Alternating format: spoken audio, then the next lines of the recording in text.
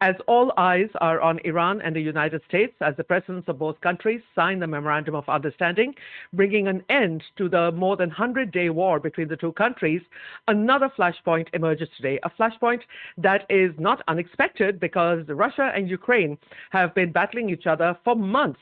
But today, Ukraine launched a salvo of drones and cruise missiles at the Russian capital of Moscow. This is reported to be one of the largest attacks that Ukraine has carried out on Russia, particularly in the Moscow area. And the visuals that are coming out from the city are nothing short of astounding. Moscow residents are reporting forms of black rain after either a missile or a drone hit an oil refinery. And there has been this amazing footage, unbelievable, of the top of some refinery, the cap of some kind, went flying several meters into the air after an explosion. Now, to give you an idea of what was happening, we need to tell you that local Russian authorities are now saying that more than 17 people have been injured, in Moscow alone. And take a look at this. This is absolutely astounding. And this comes in response to President Zelensky of Ukraine saying that if Kiev was going to be attacked, where we know that an ancient, very beautiful cathedral was struck by a Russian missile or drone 2 days ago. This has been Ukraine's response. And we don't know if this marks any kind of turning point in the war that has been going on between Russia and Ukraine for a long time now. We will return to this story, but for now, we will take you to Iran and the United States and the agreement that has been signed by U.S. President Donald Trump, who signed it from France in Versailles, and Iranian President Dr. Mahmoud Pezeshkian, and it was witnessed by the mediator, Pakistan Prime Minister Shehbaz Sharif. All three men have signed the document. You can see a picture of that here on your screens right now. And the 14-point Memorandum of Understanding has now officially been leaked, and I'm sure you've heard a lot of debate and discussion about it. But I will not read all of those for you because I'm sure you can get your hands on that. We will put it on the Facebook page for Quatrina on News, and you can read that in detail if you like. But I want to start out with the latest information that is coming in, which is very, very important. And that is the Supreme Leader of Iran, Ayatollah Mojtaba Khamenei, who has still not been seen in public, put out a 5-part post on X today. And that is important, and I'm going to read that for you and tell you exactly why I think it's important. He begins with saying, in the name of God, the compassionate, the merciful, to the passionate and loyal nation of Iran, as you have been informed, a memorandum of understanding was signed between the presidents of Iran and the United States. In the course of reaching this stage, the officials in charge, out of sincere concern and goodwill, made extensive efforts. And of course, it was the American president who, out of desperation, used all kinds of leverage to bring this about. I, as a matter of principle, held a different view. However, out of the commitment for the esteemed president, as the head of the Supreme National Security Council, gave to me on his own behalf and on behalf of the other members regarding the safeguarding of the rights of the Iranian nation and the resistance front, and his explicit acceptance of that responsibility, I granted my permission. He also explicitly stated that if the American side seeks to make excessive demands, they will not submit to them. From this moment on, we, that is you, the proud nation, and this humble servant will await the realization of the aforementioned conditions. However, it is self-evident that the in-person negotiations in the future will not mean acceptance of the enemy's position. And he goes on, ending with a prayer for victory and triumph to the honorable Iranian nation. Two crucial points over here. First of all, he says that President Trump signed this MoU out of desperation. And that is possibly something that a lot of people will agree with who are in the United States and Iran and frankly around the world, because the United States put itself into a very difficult situation in prosecuting this war. The other thing that I found extremely, extremely important is that he says he held a different view, but that President Pezeshkian gave him assurances on his own behalf and on behalf of the other members regarding the safeguarding of the rights of the Iranian nation, and this explicit acceptance of that responsibility, Ayatollah Khamenei says he granted his permission. So basically, Ayatollah Khamenei, who is the supreme leader, did not approve of this, but was rather convinced of this by his political leadership. And I think that is an important distinction. And the United States needs to be aware of this. It is an extremely important point for them to note that this is not the time now to try and change anything going forward. The MOU is going to be finalized over a 60-day period. This is a memorandum of understanding, giving the framework of the points that will be discussed between the United States and Iran. So this is not a done deal. This is the framework. Some of these things have already, of course, gone into effect, which is a very positive thing. From day one, I've been arguing that the United States needs to present some confidence-building measures. And one of the things that I always thought was extremely important was the lifting of the naval blockade that was mentioned in the MOU. And today, CENTCOM has announced that it is lifting the naval blockade. Already, Iranian ships have been passing through. And let me see if I can pull up what CENTCOM said. Yes. CENTCOM says, today U.S. forces lifted the blockade on all maritime traffic entering and exiting Iranian ports and coastal areas in accordance with the President's direction. American forces are not impeding the transit of vessels to and from Iranian ports. All U.S. military blockade enforcement efforts have ceased. And then they go on to say our great naval ships will remain in the general area to make sure all the aspects of the agreement are adhered to, et cetera, et cetera. So this has been a very, very strong commitment that the United States not just made, but has now acted on. And this is an important confidence-building measure ahead of the formal, physical, in-person signing of the Memorandum of Understanding. Now, as I mentioned right at the start, U.S. President Donald Trump and Iranian President Dr. Mahmoud Pezeshkian both signed this digitally. And then Prime Minister Shehbaz Sharif of Pakistan signed as a witness. And that is very significant. Now it is binding because the presidents of both countries have signed, and they have now been, and now it has been witnessed by the Pakistan Prime Minister, who has been the main mediator in this entire conflict, this entire war, rather, I should say. What is important to keep in mind is that we still don't have a lot of details about who from Iran will be going to Switzerland to attend the formal signing in, but there are still so many people who are opposed to this in Iran itself. I don't think it should be lost on anybody while Americans are vociferously complaining about the terms of this agreement, saying that Trump has completely buckled to Iran, and in many respects they're not wrong, and we will talk about that later in this program. What is important to note is that Iranian hardliners are also very much making their presence felt. Just a small example, for example, a hardline newspaper in Tehran today said there should be no photograph of the Iranian delegation with the United States delegation, no shaking of hands, no celebration kind of pictures. They don't want to see that. And it is sad in a way because I think that Iran has definitely been very successful in negotiating this Memorandum of Understanding. But here's a little point. Is this Memorandum of Understanding the best that Trump could do? Why do I say that this is the best? Is this the best that President Trump could do?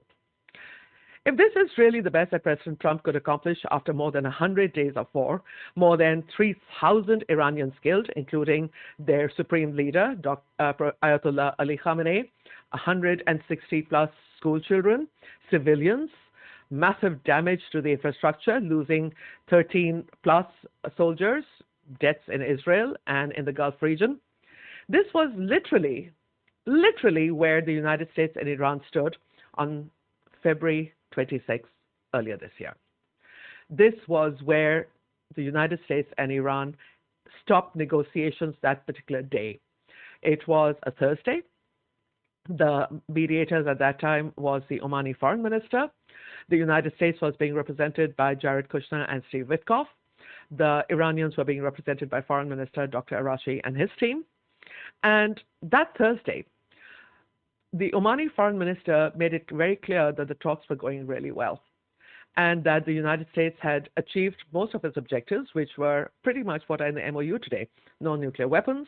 They talked about not enriching beyond a certain level, which would have been for peaceful purposes. And I don't even know if Iran had been able to get any permission at that time or any help regarding lifting of sanctions. I'm sure that Iran did bring it up, how much of that had gone on, how much had been agreed upon at that time. But I think the American people should be demanding why the war began on the Saturday. Thursday, it looks like everything has been agreed upon, and that further negotiations in terms would take place in Vienna. Why is that important? Because on Monday, they were all due to fly to Vienna, where they would meet with a technical team from the International Atomic Energy Agency. That organization would have been involved in the verification process of Iran's compliance in terms of accepting that they would no longer enrich uranium and various other issues that would come up. I would remind you again that Iran very casually said that they had enriched uranium to more than 60%. They weren't hiding that. That wasn't some great discovery. They said, yeah, we enriched it to 60%. They put it on the table and said, this is up for discussion. And what happened on that Thursday evening when Iran is relaxed, thinking, yep, we're going to continue this on Monday? And Dr. Abbas Araghchi in a recent interview said that he flew back to Tehran to report to Dr. Ali Khamenei and President Pezeshkian about what had happened in Geneva. There seemed to be no reason to disbelieve that the talks would not continue. Why then did the United States decide to attack Iran in this complete blitz on Saturday morning? This is a question that the American people need to be asking. It is important. Why did this war commence? Yeah, sure, we can say that Israel pressurized Donald Trump into it. Does President Trump have no agency of his own? Did his advisors, his Secretary of State, his Secretary of Defense, his military, the Pentagon, did no one step up at that point and said, hey, the talks are going pretty well? Why would we attack Iran at this point? I think that is a question that not only the American people deserve to know, the Iranian people deserve to know, and all the people around the world who have suffered with higher prices and inflation and stress and all the concerns that came with this more than 100-day war have the right to know. Why was this war started? Well, that is, as I say, ancient history. President Trump very casually said when he was asked about the investigation into the Manab school massacre, where 168 people died, most of them children, casually said that was a long time ago. It wasn't a long time ago.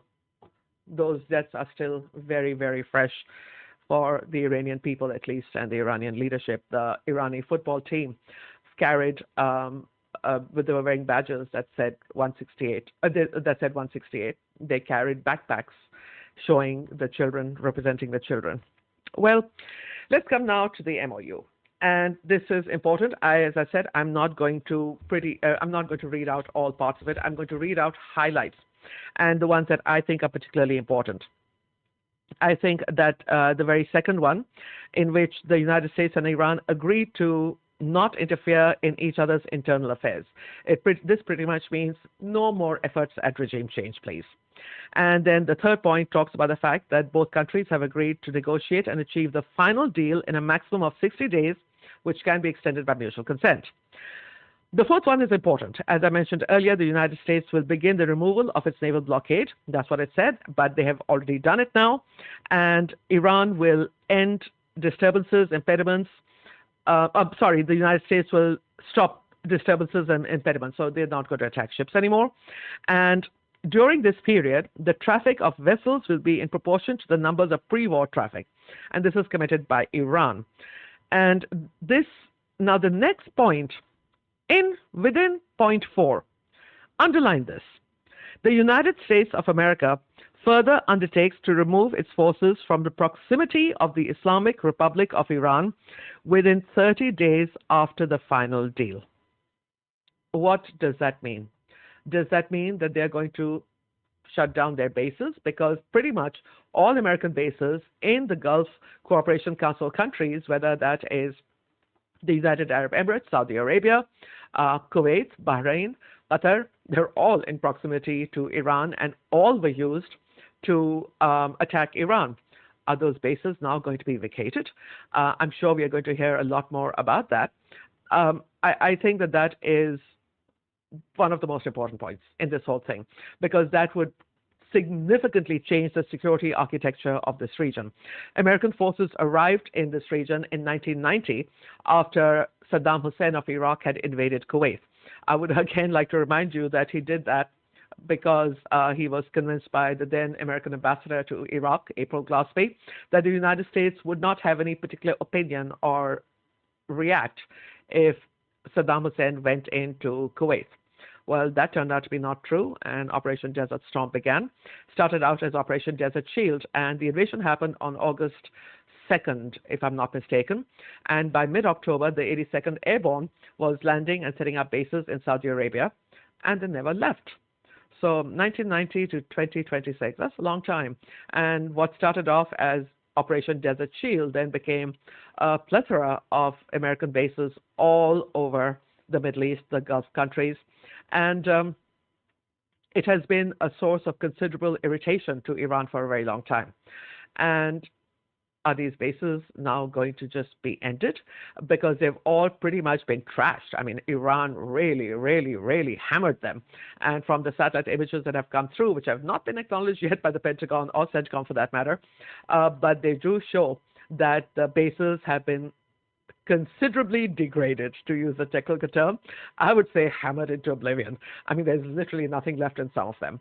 So would it be viable for the United States to build those bases again? And then what do we make of that statement that the United States undertakes to remove its forces from the proximity of the Islamic Republic of Iran? That's really incredible. Now, carrying on with what's in the MOU and what other things are important, Iran has committed that it will make its best efforts for the passage of commercial vessels. So they're basically saying no military vessels can pass through the Strait of Hormuz right now. And they're not going to charge for 60 days only. The word only pops in there. And so there's going to be no toll. And Iran has accepted that charging a toll is under international law, it's illegal. But Iran has talked about putting up some system of a fee, environmental fee, security fee, or whatever. But in this MOU, they talk about the fact that Iran will conduct a dialogue with the Sultanate of Oman, which are the two countries that really have, they both border the Strait of Hormuz. And Iran does go on to say that they will also talk to the other Persian Gulf states so that they will reach some decision on the Strait of Hormuz, but it's not going to go back to the way it was. Iran is making that pretty clear. And here's something that, of course, is making everybody in America hysterical, and that is that the United States undertakes with regional partners to develop a definitive, mutually agreed plan with at least $300 billion for the reconstruction and economic development of the Islamic Republic of Iran. The mechanism for this implementation will be finalized as part of the final deal. Yeah, $300 billion is a lot. That's $300 billion you wouldn't have had to worry about if you hadn't started this war. But here's something interesting. Nobody should think that this is in some way not going to benefit the United States. Anything that will be committed by the United States, by the Persian Gulf, by Europe, by any other companies, no countries are going to be involved.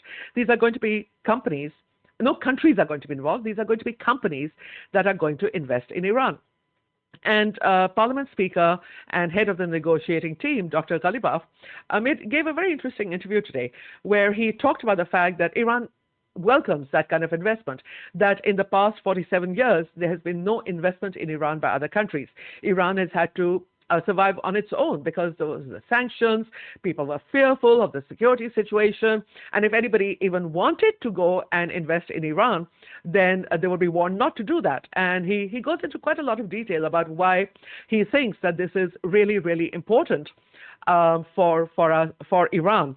And of course, this gentleman on X, Ryan Rosbiani, has been very helpful in that he translates all the Persian content that comes on X, and he's very graciously given us permission to use whatever we want from this interview and his translation. ما چه ربطی داره؟ ما برداشتیم. هر کی میخواد بره دیگه ما کارش نداریم. ولی کسی اومد اینجا سرمایه گذاری کنه؟ نگاه کنید این فضای دنیا یک فضای یک پارچه است که اینا نه ای که بگن شما نرو باید بری مجوز افک بگیری. مجوز افک به جهت شکلی برداشتن ولی هر سرمایه گذاری بخواد بیاد تو ایران سرمایه گذاری عمده‌ای بخواد انجام بده میگن اونجا امن نیست نرو. خودشون هم نمیان. اروپایی‌ها اومدن نیومدن، آمریکایی‌ها اومدن نمیدن. من این نکته رو بگم، ما هیچ ممنوعیتی از اول انقلاب تا الانی که تو جنگیم در قوانینمون هیچ ممنوعیتی برای ورود شرکت‌های آمریکایی که بیان داخل ایران سرمایه گذاری کنن، کار اقتصادی بکنن در زیرساخت‌های ما، در نفت ما، در گاز ما، در معادن ما نداریم. کسی نیومده. آمریکایی‌ها بهشون اجازه نمیدن بیان. اونا شرکت خودشون رو تحریم کردن. حالا میذارن بقیه بیان؟ حتما نمیذارن. ما یکی از کارهایی که اینجا انجام دادیم 300 میلیارد دلار گذاشتیم برای اینکه تو همین دوره مذاکرات که دوره محدود 60 روزه هست، این 300 میلیارد دلار رو در حوزه سرمایه گذاری در اینجا بریم. اینم برای این کار بخشی از این صرف خسارت ها و بازسازی های ما خواهد شد. So that was Dr. Ghalibaf. And one thing that I want to point out over here is that Iran has a lot of resources that the world is interested in. One particular thing that I've been watching for a while now is that in March last year, March 2025, Iran announced that it had discovered more than 7,000 metric tons of antimony. Now you're going to wonder, what does antimony have to do with everything? Well, antimony is a rare earth precious mineral, and it's not like it can't be found in other places. Sure, it can, but Iran right now, the reserves that they have identified, which is about 8 different parts of Iran, but mainly focused in the Sistan Balochistan area of Iran, comprises an estimated 10% of the global supply. And antimony has multiple applications that would be very, very important, not just to the United States, but also to China. China has its own supply of antimony, but the United States actually has very little of it. And here I would like to point out to you that it is used for solar panels, flame retardants, and sensitive military and defense equipment. So it has a lot of commercial applications, but it also has military applications. And Dr. Ghalibaf, as you saw in that video there, he talked about mining. And mining is going to be something that Iran would want investment in. They search, according to the reports that I read from Iran, it took them almost a decade to find this deposit. There will be more. The Sistan Balochistan region on the Iran side of the border, because on the Pakistan side we have Balochistan. Balochistan has incredible amounts of resources in terms of lead, zinc, copper, and various other resources. And I would not be surprised if Iran has similar deposits of very important needed minerals and other things that we will need as technology goes forward. Now, why is America so upset about all of this? Possibly because the United States is being very careful that those questions don't get asked that we are asking. Why did you go into this war and you have walked away with less than the Joint Comprehensive Plan of Action? President Trump does not want to hear that. He does not want to hear that he walked away with a worse deal than Obama had signed. Reality bites, I guess, and there's not much that they can do about it. Now, the most important thing for Iran, and this is where the United States has really taken it on the chin. There's no other way to describe this.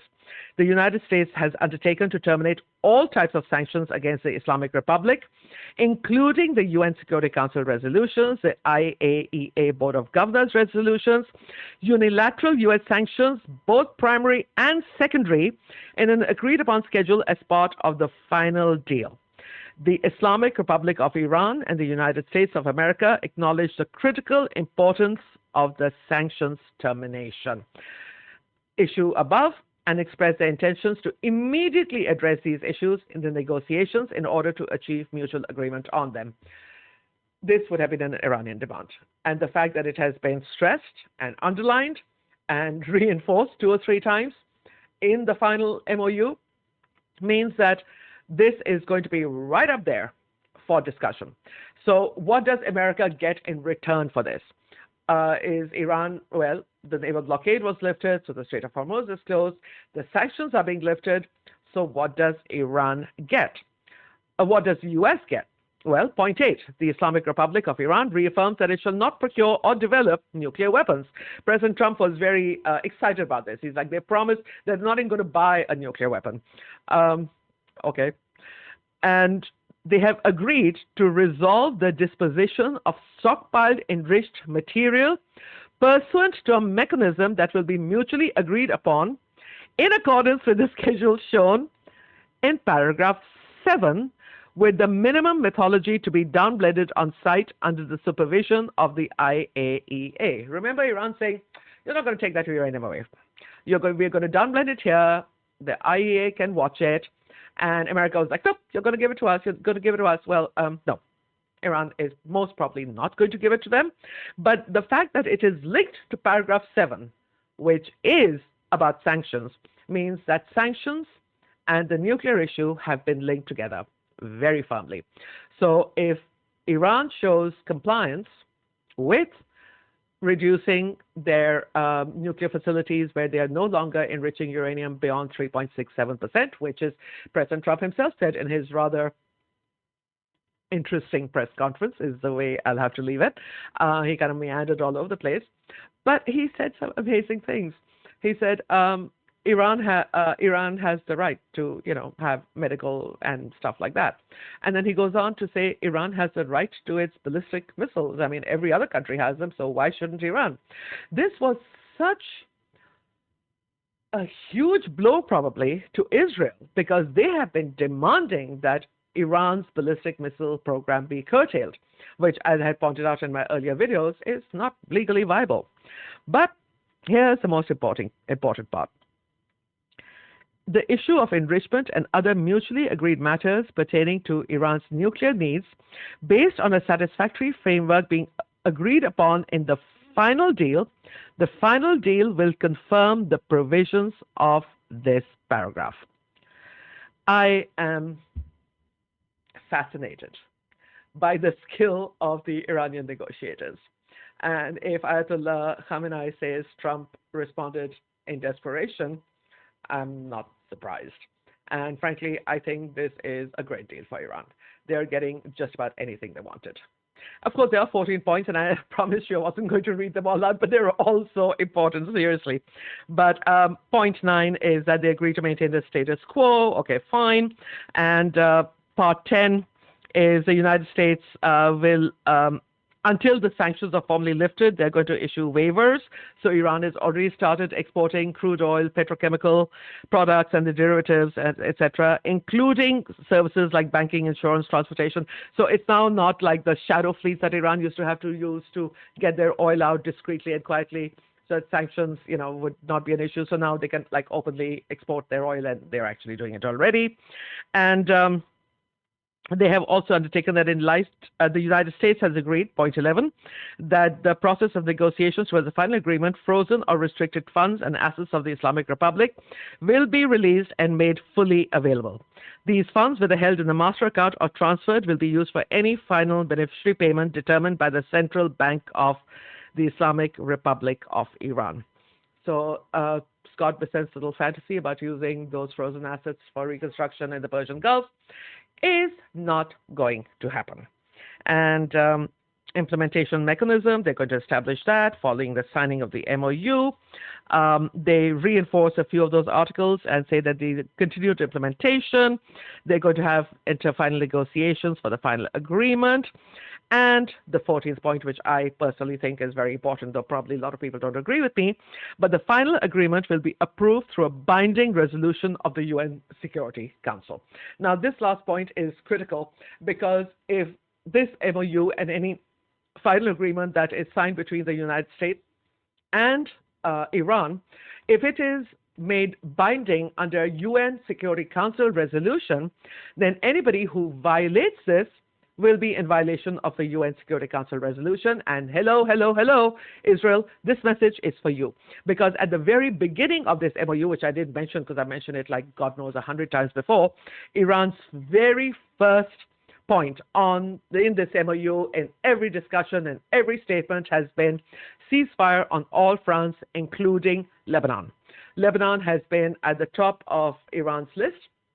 And there were other, and I think we're going to see a little bit more of it. There was one draft resolution that was floating around, which pretty much said the United States and its allies, and Iran and its allies. So basically, it was like the United States is going to have to bring its allies into compliance with this, and Iran has to bring its allies into compliance, which is the axis of resistance, which would mean the Hezbollah, Hamas, and the Houthis and the other groups.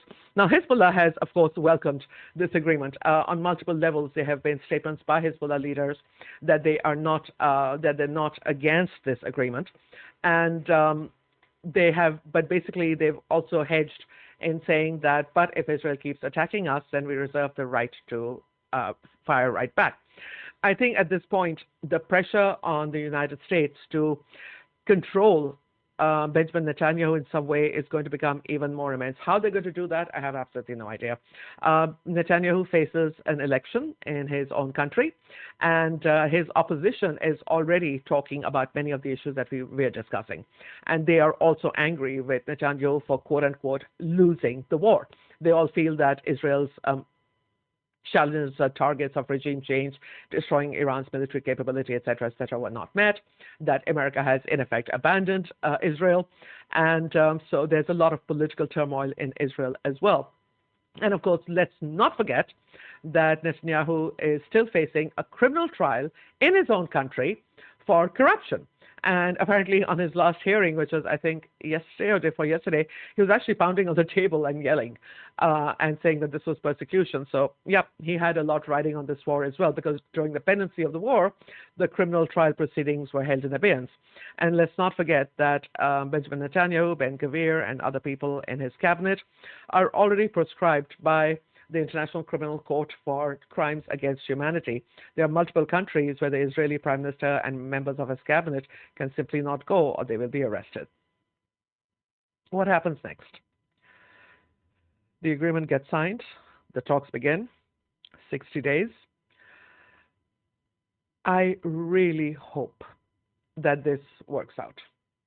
It is in everybody's interest, but it is also in Pakistan's interest. Prime Minister Shehbaz Sharif and Iranian President Masoud Pezeshkian spoke earlier today, and they talked about strategic cooperation and a few other issues of mutual benefit, as it was described. A new security architecture, like I mentioned earlier in this video, is going to be imperative, whether the Americans vacate the bases or not. I think that it is very clear now to the Gulf Cooperation Council countries that American bases did not protect them, and in fact became a lightning rod for Iranian attacks, because the Americans were using those bases to attack Iran, and Iran then said, well, if you're going to use those bases, they're legitimate military targets, and according to rules of war, whatever rules we have, yeah, military targets are allowed to be attacked, or when you're defending yourself, you can do that. Having said that, what would replace it? What kind of security architecture would replace any kind of situation? What would be acceptable to the world? I think that there would be mass hysteria in Europe and the United States if any kind of West Asian, Middle Eastern trading bloc and military alliance were to take place, which I've been promoting literally from the middle of March, which would involve Turkey, Pakistan, Iran, and Azerbaijan, and all the other Gulf Cooperation Council countries, because this is the natural regional bloc. And I was actually delighted to hear some Iranian officials talking about regional blocs earlier today, because it means that everybody is now thinking along those same lines. And with what is happening in Ukraine, Europe is going to be very much diverted in that direction. And this is not something that this region can afford to sit on. This is something that they have to act on. They have to act fast. And remember, Iran particularly needs to remember who its enemies were and who its friends were. And I don't think Iran is going to forget that very easily. They came very, very close to annihilation. President Trump threatened that and has threatened it again. And he does it over and over again. And while one can talk about Trump's mental health or whatever else that the Americans like to talk about who are opposed to him, the fact of the matter is that as far as the rest of the world is concerned, he is the President of the United States. And we do have to take what he says at face value. And whether he has mental health issues or other issues is frankly not the world's problem. That's America's problem. So we are going to take his words at face value. And I personally hope and pray that this whole process continues as peacefully and as professionally as possible. And as I leave, I will say this one more time. The United States needs to reconsider its policy of using untrained professionals like Steve Witkoff and Jared Kushner for these negotiations. They need to bring in their professionals. They need to bring in people who know what they're talking about, and they need to bring in people who don't have agendas. They need to bring in their State Department, and they need to bring in their professionals. That's all from us for today. Bye for now.